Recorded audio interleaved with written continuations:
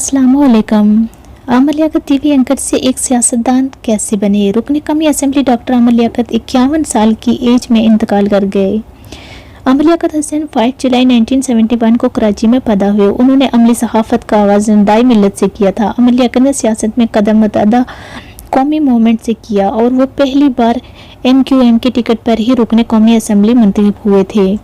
आमिर लियाकत 2002 से 2007 तक कौमी असेंबली के मेंबर रहे और वो साबिक़ा सदर मुशर्रफ के दौरे हुकूमत में वज़ीर मुमलिकत भी रहे। मुतअद्दिद कौमी मूवमेंट के बाद आमिर लियाकत पाकिस्तान तहरीक इंसाफ में शमूलियत इख्तियार की। वो 2018 के आम इंतखाबात में PTI के टिकट पर रुकन कौमी असेंबली मुंतखब हुए। आमिर लियाकत ने 3 शादियाँ की। इनकी पहली अहलिया सैयदा बुशरा थी, जिनसे इनके 2 बच्चे हैं। इनमें एक बेटा अहमद और बेटी दुआ शामिल हैं।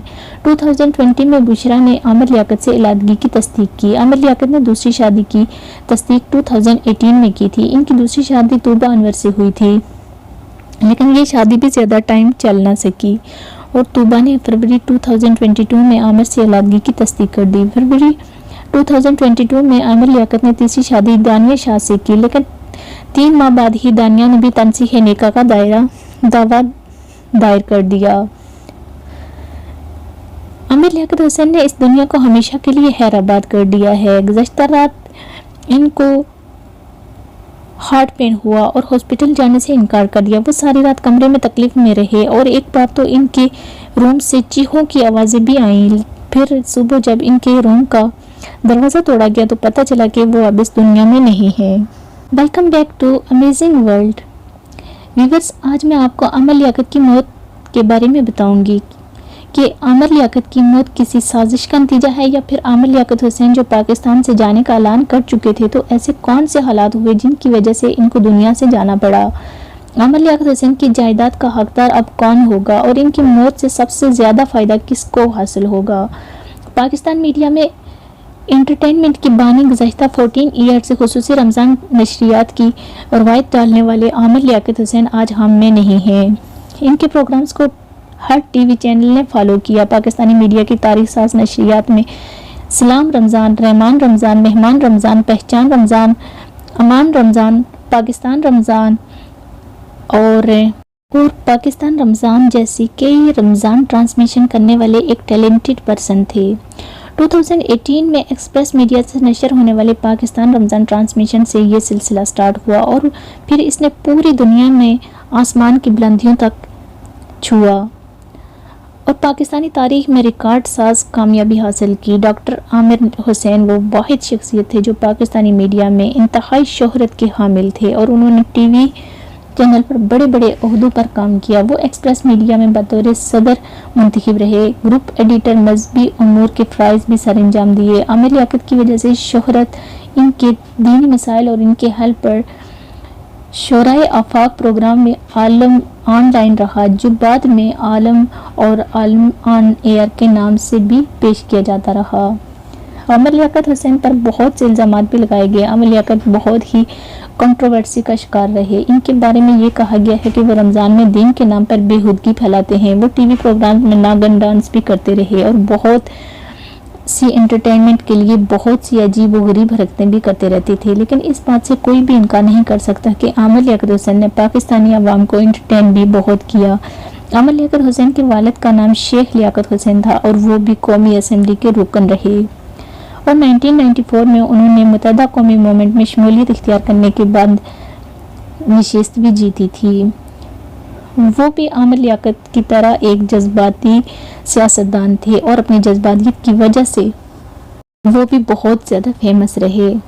आमिर लियाकत के एक भाई इमरान लियाकत भी एक फेमस पर्सनैलिटी थे। उन्होंने एक मखसूस मसलक के हवाले से बहुत ज़्यादा शोहरत हासिल की और वो अहले तहक़ीक़ के मशहूर ज़ाकिर थे, मगर वो भी पुरअसरार हालत में इस दुनिया से चले गए।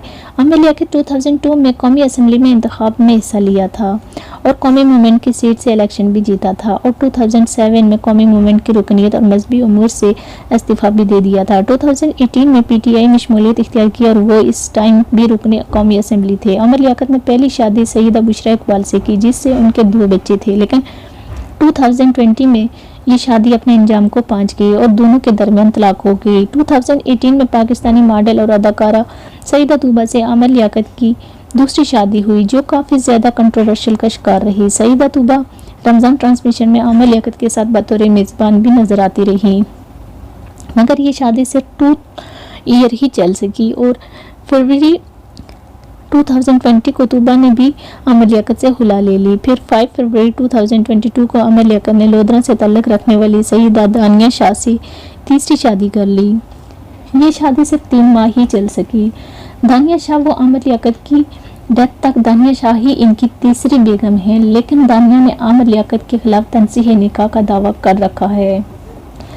عامر لیاقت جس کی لائف بہت زیادہ کنٹروورشل کا شکار رہی، وہ روز روز نیو سرپرائز دیتے رہتے تھے، جس شعبے میں بھی گئے اپنے مختلف انداز سے چھا جاتے تھے، لیکن ان کی لائف میں بہت سے ایسے واقعات ہوئے جو انہیں خبروں میں ان کرتے رہتے تھے، اور عامر لیاقت کو اپنی لائف کی آخری سانس تک وہ عادت بن گئی تھی کہ پاکستانی میڈیا میں وہ رہے۔ 2005 میں جامعہ بنوریا کے نوجوانوں نے ان پر حملہ کیا۔ عامر لیاقت حسین فائرنگ کے اس حملے سے بچ گئے۔ عامر لیاقت حسین نے پرویز مشرف کے دور میں خودکش حملہ آوروں کے لیے فتویٰ جاری کیا اور پاکستان کے 58 مذہبی علماء کو اس فتوے کے لیے قائل کیا۔ اس فتوے کے مطابق پاکستان بھر میں مذہبی مقامات پر حملے غیر مذہبی قرار دیے گئے۔ فتوے کی حدود صرف پاکستان کے اندر تک تھی۔ عامر لیاقت حسین نے 4 جولائی 2007 کو مذہبی امور کی وزارت سے اور قومی موومنٹ کی رکنیت سے استعفیٰ دے دیا تھا۔ عامر لیاقت نے اس کا یہ موقف اختیار کیا تھا کہ کیونکہ انہوں نے سلمان چشتی کے خلاف ایک بیان دیا تھا، جس کی وجہ سے متحدہ قومی موومنٹ ان کے اس بیان کی وجہ سے خوش نہیں تھی، لیکن 2016 میں عامر لیاقت کی متحدہ قومی موومنٹ میں رکنیت دوبارہ بحال ہو گئی تھی۔ عامر لیاقت نے 2018 میں پاکستان تحریک انصاف میں شمولیت اختیار کی، مگر 2022 میں عمران خان کے خلاف تحریک عدم اعتماد لائی گئی اور وہ گھر چلے گئے تو عامر لیاقت حسین نے اسی دوران پاکستان تحریک انصاف کو چھوڑنے کا اعلان کر دیا، جس پر پی ٹی آئی کی طرف سے عامر لیاقت حسین کو لوٹا اور غدار کے الفاظ سے پکارا جانے لگا۔ عامر لیاقت حسین پر یہ الزام بھی ہے کہ انہوں نے جعلی ڈگری حاصل کر رکھی ہے، لیکن اس حوالے سے کوئی مستند معلومات کبھی بھی نہیں مل سکی۔ اپنے آخری وقت میں عامر لیاقت حسین نے بہت ہی عجیب و غریب حرکتیں سٹارٹ کر دی تھی۔ کبھی وہ ناگن ڈانس کرتے نظر آتے تھے اور کبھی وہ اپنے شو میں آنے والے لوگوں کو آم کھلاتے تھے اور کبھی وہ بہت بری طرح لوگوں کی انسلٹ کرتے اور کبھی الٹی سیدھی باتیں کرتے، جس کی وجہ سے عامر لیاقت کے فینز اور ان کے چاہنے والوں کی کافی بڑی تعداد ان سے دور ہونا سٹارٹ ہو گئی تھی، اور عامر لیاقت کو پیمرا کی طرف سے بہت زیادہ وارننگ نوٹسز بھی ملے تھے، لیکن عامر لیاقت باز نہ آنے والے لوگوں میں سے تھے۔ گزشتہ رات عامر لیاقت کو ہارٹ میں تکلیف محسوس ہوئی تو ان کے ڈرائیور نے ان کو کہا کہ آپ ہاسپٹل چلیں، لیکن عامر لیاقت نے انکار کر دیا اور وہ اپنے کمرے کا روم بھی اندر سے لاک کر دیا۔ اور پھر ان کے گھر کے ملازموں کے مطابق عامر لیاقت شدید ڈپریشن کا شکار تھے اور رات کو اپنے کمرے میں چیختے بھی رہے۔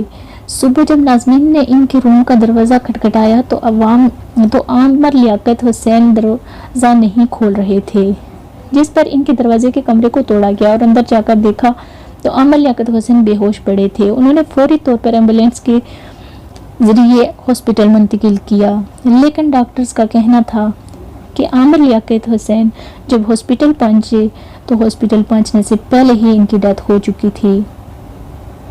پولیس جب ان کے گھر پہنچی تھی بجلی نہیں تھی، جنریٹر آن تھا اور اس کا دھواں پورے گھر میں پھیلا ہوا تھا۔ پولیس کا کہنا ہے کہ عامر لیاقت حسین کی ڈیتھ کے بارے میں جاننے کے لیے ان کا پوسٹ مارٹم کروایا جائے گا اور اس کی بعد میت کو ورثہ کے حوالے کیا جائے گا۔